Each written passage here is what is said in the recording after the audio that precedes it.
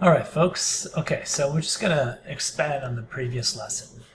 And I think deep down, if you can move objects and duplicate objects, you can create some cool compositions, some cool, really nice scenes, like with depth.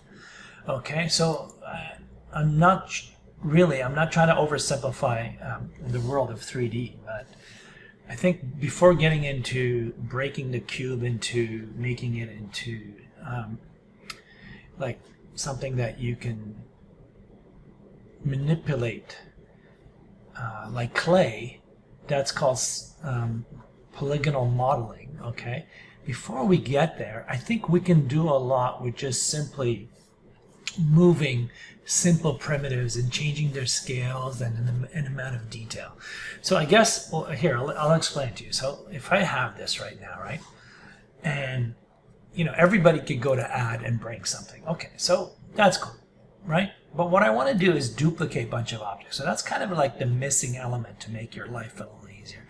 What if you wanted this to go underneath, right? For example, you wanted this sphere, another sphere to be underneath. So you have to either go to the add mesh sphere or you just duplicate, which is really cool thing in this app.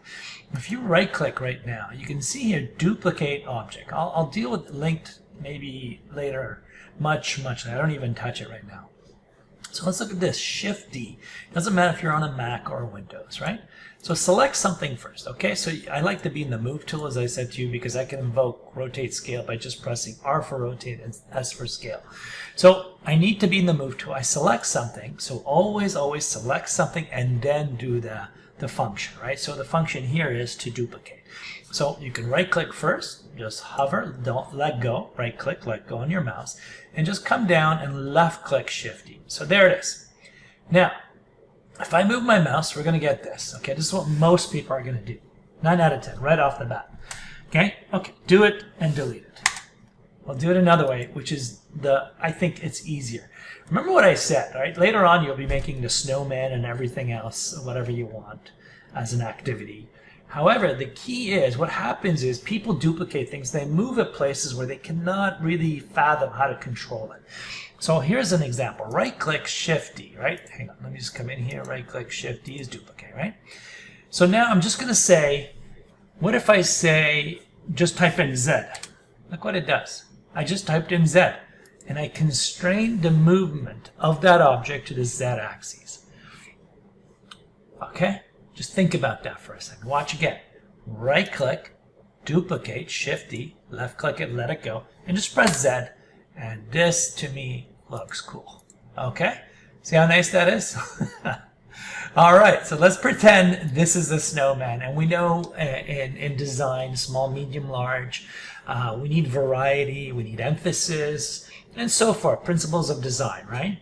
So right now, if I make a snowman with 3 simple spheres, all identical, it's not going to look that great, right? Okay, so what I'm going to do here, I'm going to go to the scale tool, right? But without going there, I'm just going to press S. Look at this. I have a spider web. Look how cool that is. What? How cool is that? Remember, I'm in the Move tool. All right, I'm going to come over here, click on the second one, press S. But when you do press S, do me a favor, hover your mouse away so you have a longer thread to control the situation with, okay, your spider web. So if it's really close, it's hard. Some people are not comfortable doing it like this, okay? So already this is looking better, isn't it? So we have small, medium, large. Okay, I'm going to undo, Control Z. Let's do it all again, okay? So select something, move your mouse away somewhere here, press S, and look what happens. Sweet. Okay, that's one method, all right? Undo. I already showed that. So what if I come in here, do the same thing, but punch a number? So if I say S1.2, for example, okay, let's see what it does. S1.2, what it did. It made the scale go up by 20% on X, Y, and Z. That's cool. So if I go in this one and type in S1.1, I have a difference. See, already, if I just go into the orthographic view, you can see there's a change, right? So I can come in here now and say, no, I think I want 1.3. But you have to go 1.3, tab 1.3. You see that? And this one will be 1.15, for example. 1.15. This is slow and Tedious. However, it works. 1.15. I'm doing this so that all axes are equal. Okay? There you go. So there's a better difference. Okay? So here, I can go into scale. I can make this as the ground, bring it down on the Z. I can move it on the X. See, I'm working on orthographic view. One view, no depth, no perspective. Okay?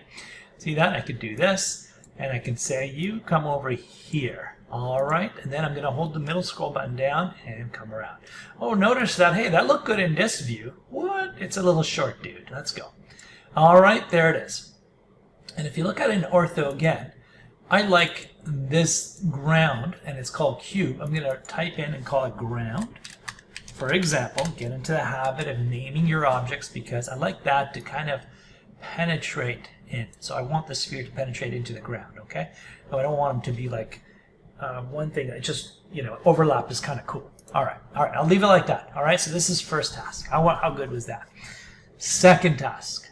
Well, we learned to duplicate, we learned to scale. So what I'm going to do is I'm going to select all of these. And I did a marquee, so I'm just going to select one by one. Shift left click, shift left click, shift left click, and press H. See ya, all gone. All right. So you did that, you had fun, and look at that, the eyeballs are gone. So just like in Photoshop, when you turn off the eyeball, you see or you don't see. It's one or the other. All right. So let's go here. I'll leave it at move, and we're going to make a cube, mesh cube. I know I'm jumping. I'm going a little faster each time. Okay. So let's duplicate this one. Okay. So you know, right click, duplicate, and I want to move on the green axis. Y. Watch this. Do it again. Right click, duplicate, let go. Just type in Y, let Blender do the rest. See that? So this is your activity, the practice to duplicate. So a week later, you come into class, this will be a muscle memory guaranteed if you do this a few times. So watch this. If I create a marquee select here, be careful that you don't select the camera and the sun and the light bulb, okay? So just either go like this. So marquee select is you left clicking and making a box. So you want to make the box. You can do it in this view too, right? So be careful. Just come in here and just go like that. Or, see what I did? I lit up the light bulb. So we don't want to do that, okay? So we're just over here, click once, shift left click, shift left click, cool. So if I press shift D now, I want to go on the X, I'm going to press X. Here we go. We're going into the Borg, folks. We're going to do it again, right click, duplicate, and then I'm just going to press X. See, once you practice this a few times, this gets easier and easier. So what I'm going to do is I'm going to select this one and move it on the left. Or what I could do is just simply hide it. See ya. And camera over here, Mr. Camera, where are you? I'm going to hide you as well. Bye-bye. So now if I create a marquee select, all 9 cubes are selected. So what we want to do is duplicate, move it up on the screen, okay, on the Z. So Shift D, then press Z. Oh yeah. Shift D, Z again. How's that? So this becomes completion number 2. The first one was the cube, the sphere, and the cone. Now you're showing, whoever your teacher is in grade 9 rotation or 10, you will see that, hey, you know what, sir, man, miss, whoever you are, my instructor, I know how to duplicate. How cool is that, okay? So this would be a snapshot for you to come in here and you take a screen grab of it. If you're on the Mac, Command Shift 4, Command Shift 3. I'm just going to use this snippet business. I'm going to go new, and I'm just going to come over here and I'm going to press new. Oops, I didn't press new. And just come in here and do that. Put your name under it, okay? And then you go Control S and so on. All right, I'll leave that be. So this would be you practicing on duplication. So if you want to make your life a little more interesting, what you could do is come over here and type in S1.5. Ooh, yeah, and come over here. S2, look what it does. It does some cool things. Okay, this is a little more, so you're showing that you're getting this, right? What if we press this one, S3? Ooh, boy, that's massive, right? See? Okay, so this is cool too. So this is another level of comfort, okay? So if you want to rotate this, you come over here and just nudge it, okay? Nudge it and say, oh yeah, it's here. What is it, 24? Okay, I'm going to make it 45. Look at that. So now you're adding other things to it. How cool is that, right? So this one, I want to rotate on the X, and I'm just going to rotate a touch, and I'm going to go 90. Look, oh, that doesn't work, does it? So what if I go 45? Oh yeah. So you see, what you just did is you showed duplicate, you showed rotation, and you showed scale. and you show selection as well, okay? So this ends here, and again, under 10 minutes on the fly. Thank you. Bye.